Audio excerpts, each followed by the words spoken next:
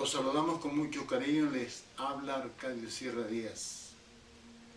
Vamos a presentarles un importante tema que esperamos sea de mucho provecho para la iglesia en Colombia y fuera de Colombia.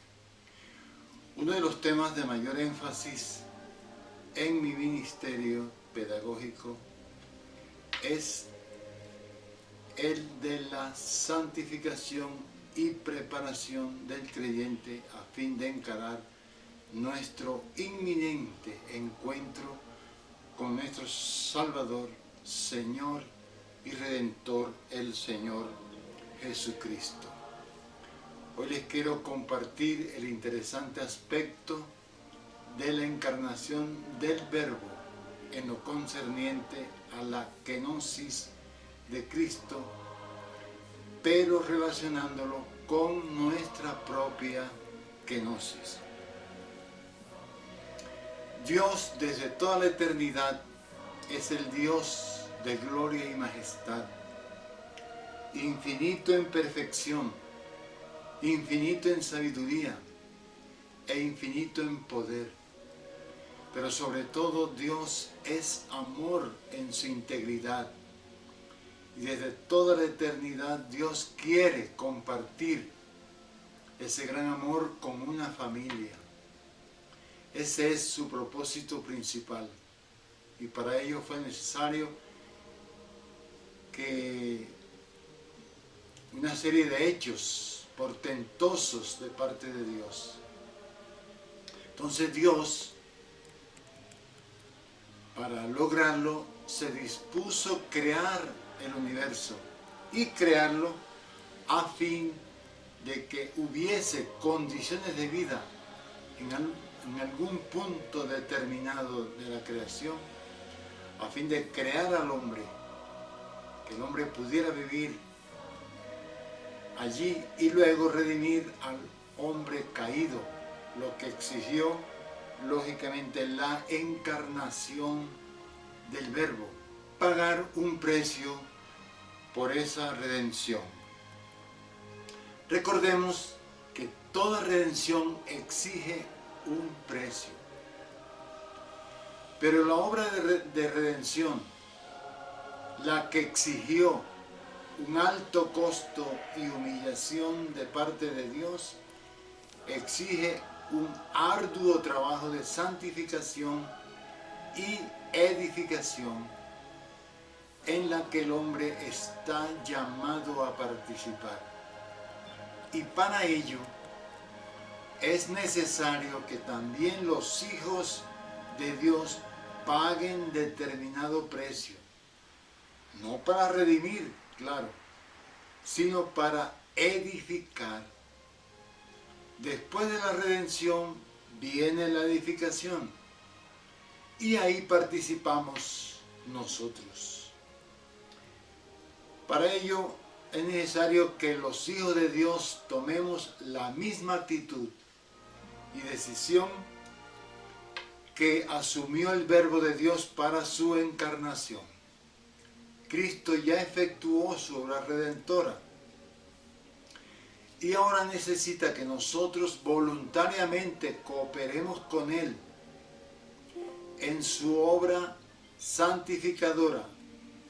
Es decir, que haya una sinergia entre la acción de Dios y la de sus hijos, pues sin Él nada podemos hacer.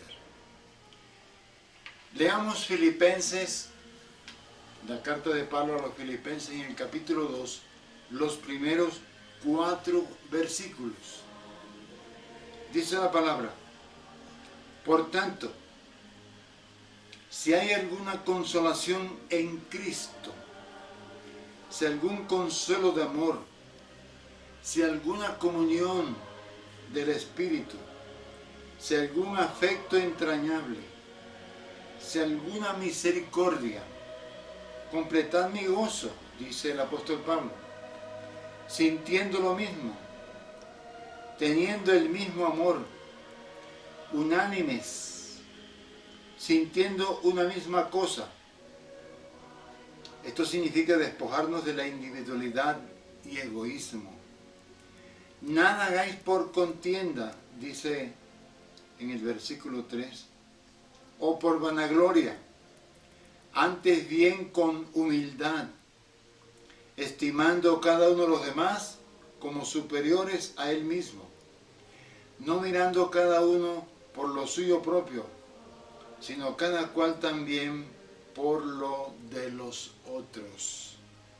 Aquí está pintando la palabra de Dios, una congregación como Dios la quiere.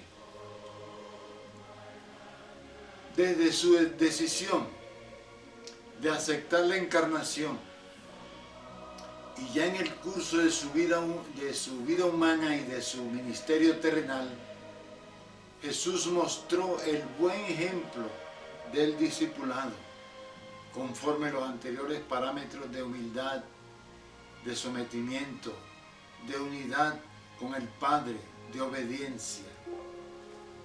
Luego en el versículo 5 de ese mismo capítulo de Filipenses 2 dice: haya pues en vosotros este sentir que hubo también en Cristo Jesús.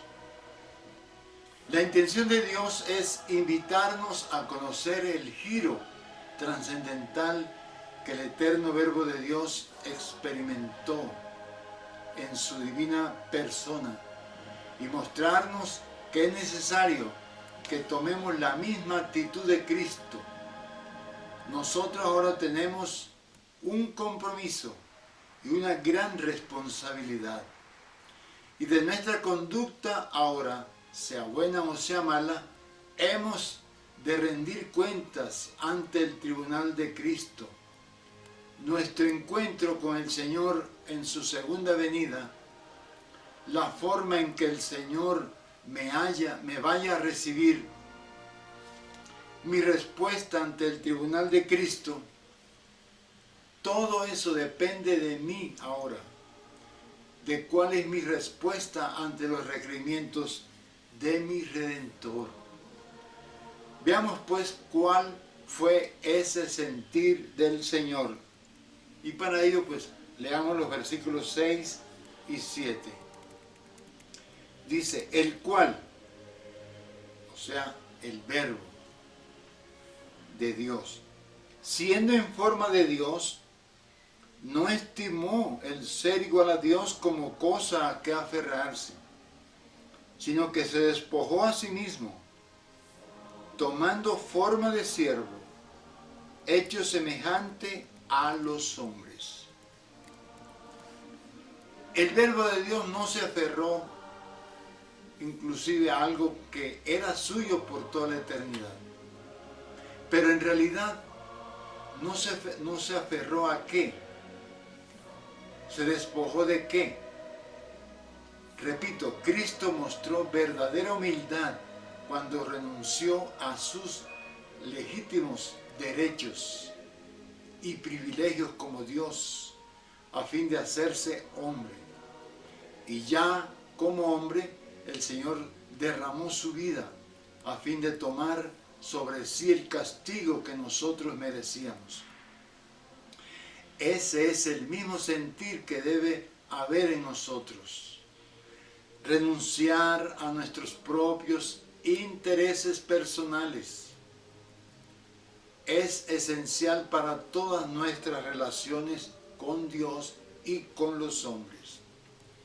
A muchas personas les es muy difícil entender que nosotros, como hijos de Dios, en nuestra condición de hijos de Dios, debemos entrar en el campo incluso de renunciar a nuestros propios derechos. No queremos entender que somos siervos, en el griego doulos, del Señor,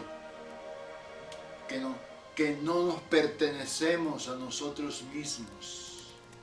Lo curioso es que Cristo descendió a una esfera del mundo dominada por el mismo Satanás, pues en esta parte de la creación de Dios, en un estadio pasado de la economía divina, fue introducido una potestad maligna aquí, que posteriormente se convirtió en el gobierno mismo del reino de las tinieblas. Pero, ¿qué es eso de kenosis? Kenosis es un vocablo griego que se usa frecuentemente en sentido teológico con relación a la encarnación de Cristo. Al tomar forma de siervo, el verbo de Dios se vació, se despojó, se desnudó de todas las prerrogativas y poderes como Dios Hijo, para poder llevar a cabo su obra redentora. En eso consiste la kenosis. Cristo asumió las limitaciones humanas inherentes a la condición de verdadero hombre. La de Cristo fue una limitación voluntaria, tenía que serlo. De otra manera, la obra redentora no hubiera tenido valor delante de Dios. Eso es lo que quiere Dios de nosotros, que nos despojemos de lo terrenal en nosotros en forma voluntaria. Paradójicamente, toda auténtica exaltación proviene como resultado de la humillación. Nadie que procure la exaltación de sí mismo es exaltado por Dios. Es al contrario. Después de la encarnación del Verbo, Jesucristo es tanto Dios como hombre, dos naturalezas distintas en una persona. Pero tengamos en cuenta que sus hechos sobrenaturales aquí en toda Galilea y Judea no los realizaba necesariamente por su condición de Dios, pues Él se había despojado de esas prerrogativas, sino, ojo con esto, que obraba prodigios por ser el hombre perfecto de Dios, con íntima comunión con Dios, el hombre ungido por excelencia, el hombre humillado, el hombre sometido, el hombre que siempre hizo la voluntad de Dios, el perfecto hombre de Dios, el hombre que siempre Dios quiso. Y maravillosamente vemos que Jesucristo es el primero de una nueva raza celestial, la verdadera raza con la que Dios siempre quiso habitar y compartir su gloria. Es decir, la verdadera imagen y semejanza de Dios. Y eso también puede ocurrir en nosotros si empezamos a llenar esas condiciones. Juzguemos eso por las siguientes palabras del Señor Jesús, allá en Juan 14, los versículos 11 al 14. Dice: creedme que yo soy en el Padre, y el Padre en mí. De otra manera, creedme por las mismas obras. De cierto os digo, el que en mí cree, las obras que yo hago, él las hará también, y aún mayores hará, porque yo voy al Padre. Y todo lo que pidieres al Padre en mi nombre, lo haré, para que el Padre sea glorificado en el Hijo. Si algo pidieres en mi nombre, yo lo haré. Creer en Cristo está íntimamente unido con hacer la voluntad del Señor. Y hacer la voluntad de Dios es glorificar a Cristo. Pídele entonces lo que quieras. Él se manifestará a través de ti con todo su poder. Pero, ojo, el Verbo de Dios tuvo que humillarse para poder llevar a cabo la voluntad perfecta de Dios. Dice en Filipenses 2:8, o sea, el siguiente versículo: y estando en la condición de hombre, y habiéndose despojado de toda prerrogativa divina, se humilló a sí mismo. Se humilló a sí mismo, haciéndose obediente hasta la muerte y muerte de cruz. También es interesante saber que a los ojos de Dios, Cristo tomó su cruz y fue inmolado desde antes de la fundación del mundo. Y esto lo hizo voluntariamente. Lo registra la palabra en Apocalipsis capítulo 13, versículo 8. Dice: y la adoraron, o sea, a la bestia, todos los moradores de la tierra cuyos nombres no estaban escritos en el libro de la vida del Cordero que fue inmolado desde el principio del mundo. Allí lo dice claramente. Sin embargo, las Escrituras no aclaran todas las implicaciones de la kenosis. Dios se guarda lo que quiere guardarse. Hay misterios divinos que no puede sondear plenamente la mente de hombres finitos como nosotros. El caso es que el Señor dio testimonio de perfecta obediencia y sometimiento al Padre. Ese es el secreto del poder divino entre los hombres. Aquí lo importante es saber que sin Cristo no podemos avanzar en nuestra propia santificación. En el Evangelio de Juan, capítulo 5, versículo 30, dice lo siguiente. El mismo Señor lo declara: no puedo yo hacer nada por mí mismo. Según oigo, así juzgo, y mi juicio es justo porque no busco mi voluntad, sino la voluntad del que me envió, la del Padre. Cristo obedeció la voluntad de Dios y en su encarnación descendió para realizar su obra redentora como hombre, no en su condición de Dios. La llevó a cabo, o sea, la encarnación, como un hombre perfecto, un hombre sometido a Dios. En la segunda carta de Pablo a los Corintios, capítulo 8, versículo 9, dice: porque ya conocéis la gracia de nuestro Señor Jesucristo, que por amor a nosotros se hizo pobre, siendo rico, para que vosotros con su pobreza fueseis enriquecidos. Incluso lo vemos en su momento trágico en el monte Calvario, allí en su hora sacrificial en la cruz. Dios lo dejó solo. Lo leemos en Mateo capítulo 27, versículo 46. Dice que cerca de la hora novena, Jesús clamó a gran voz diciendo: Elí, Elí, lama sabactani. Esto es: Dios mío, ¿por qué me has desamparado?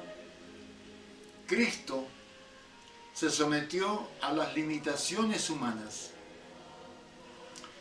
En una ocasión, Él manifestó que solo el Padre tenía conocimiento del día de su segunda venida a la tierra. En Marcos 13, versículo 32 dice: pero de aquel día y de la hora nadie sabe, ni aun los ángeles que están en el cielo, ni el Hijo, sino el Padre.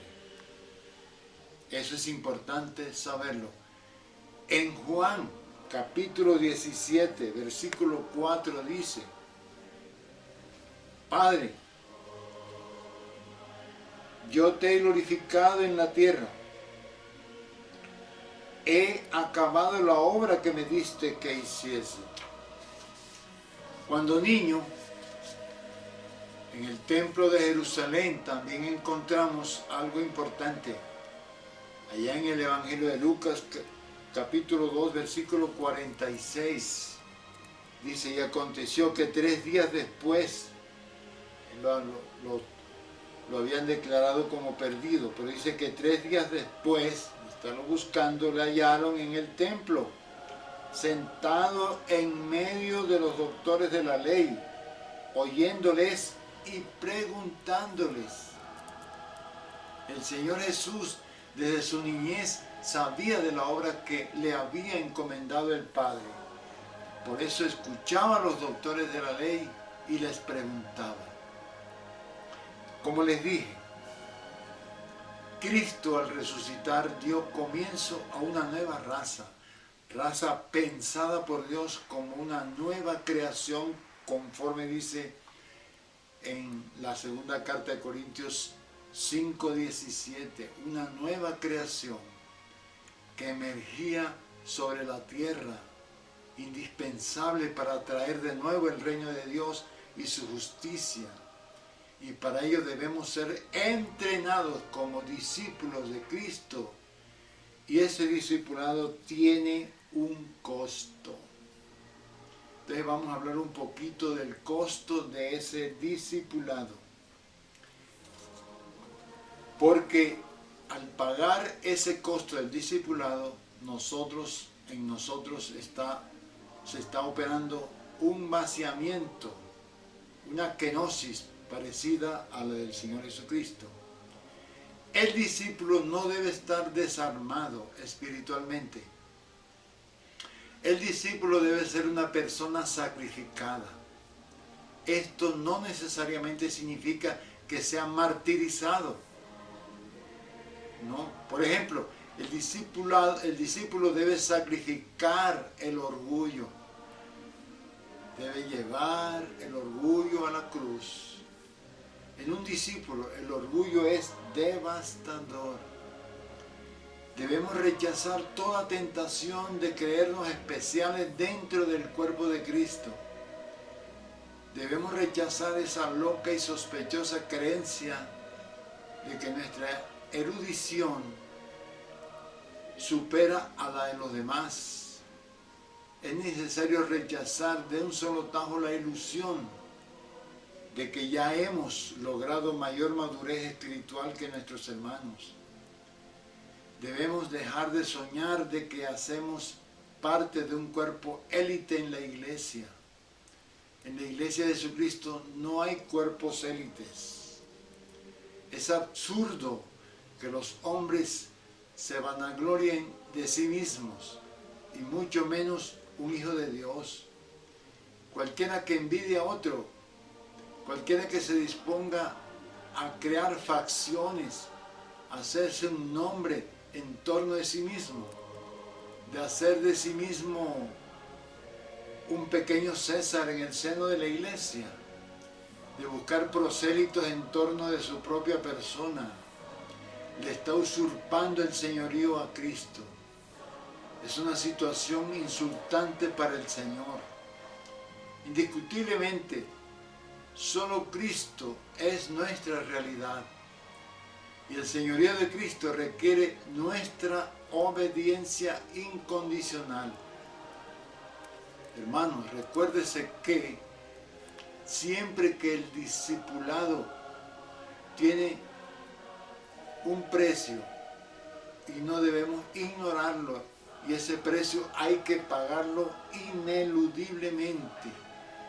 En Mateo 25, versículo 9, en el contexto de la parábola de las 10 vírgenes, importante esa parábola, dice en el versículo 9, mas las vírgenes prudentes respondieron diciendo, cuando las imprudentes les pidieron que aceite porque sus lámparas parecía que se apagaban. Entonces ellas respondieron, las prudentes, para que no nos falte a nosotras y a vosotras, id más bien a los que venden y comprad para vosotras mismas. Es decir, paguen el precio, pues la salvación es un regalo de Dios, pero el galardón tiene su precio. Todas las vírgenes eran salvas, pero muchas no estaban santificadas.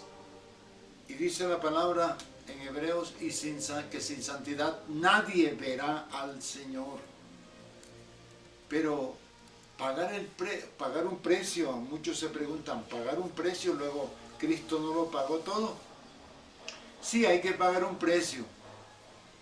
Por ejemplo, está el tema del excesivo afecto por seres queridos, que puede ocupar ese afecto en lugar de Dios y la obediencia a Él.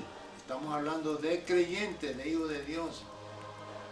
Para seguir a Cristo, el discípulo está llamado a sacrificar, si fuera posible, el lugar eminente que su corazón, en su corazón y en sus afectos por personas allegadas en la sociedad. Eso allá en Lucas 14, los versículos 25 y 26, lo leemos, dice, grandes multitudes iban con él, y volviéndose les dijo, si alguno viene a mí y no aborrece a su padre y a su madre, y mujer e hijos y hermanos y hermanas, y aún también su propia vida, no puede ser mis discípulos. Ahí puedes calcular el precio. En el discipulado, la persona del Señor tiene absoluta prioridad por encima de todas las demás cosas y prioridades del yo. El Señor Jesús dio muestras de eso cuando lo buscaron. En una ocasión lo buscaban su madre y sus hermanos. Otro aspecto del precio que se debe pagar en el discipulado cristiano es el de la tolerancia, la paciencia y la gran virtud de la humildad. En Mateo 5, los versículos 40 al 42, dice el Señor, y al que quiera ponerte a pleito y quitarte la túnica, déjale también la capa. Estamos hablando de hijos de Dios. Y a cualquiera que te obligue a llevar carga por una milla, como los romanos obligaban a los judíos a llevarle sus cargamentos por una milla, entonces el Señor dice, ve con él 2, llévale las maletas, no una, sino 2 millas. Al que te pida, dale, y al que quiera tomar de ti prestado, no se lo rehuses. Entonces, hermanos, el discípulo debe responder al llamado del Señor con humildad, mansedumbre y sometimiento. De otra manera fracasará en lo espiritual. En Efesios capítulo 4, los versículos 1 y 2 dice en primera persona el apóstol Pablo, yo pues, preso en el Señor, pues él estaba encarcelado, se supone que en Roma, os ruego que andéis como es digno de la vocación, o sea, del llamado, de la vocación con que fuisteis llamados, con toda humildad. Ese llamado hay que responderlo con toda humildad y mansedumbre, soportándoos con paciencia los unos a los otros en amor. El Señor Jesús también dio testimonio de humildad lavándole los pies a sus discípulos. Está registrado en el capítulo 13 del Evangelio de Juan, versículo 5, por lo menos allí leemos y dice: luego puso agua en un lebrillo y comenzó a lavar los pies de los discípulos y a enjugarlos con la toalla con que estaba ceñido. El verdadero discípulo de Cristo ama sin que necesariamente tenga que esperar ser retribuido. Si tú le tienes afecto y tratas de servir solamente a quienes de los cuales puedes recibir retribución, más te pareces a los comerciantes. En el Evangelio de Juan, en el versículo 13, en el capítulo 13, versículo 35, el Señor dice: en esto conocerán todos que sois mis discípulos, si tuvieres amor los unos con los otros. Luego también, en el capítulo 15, podemos leer los versículos 7 y 8, dice: si permanecéis en mí y mis palabras permanecen en vosotros, pedid todo lo que queréis y os será hecho. En esto es glorificado mi Padre, en que llevéis mucho fruto y seáis así mis discípulos. Muchas gracias. Dios les bendiga. Amén y amén.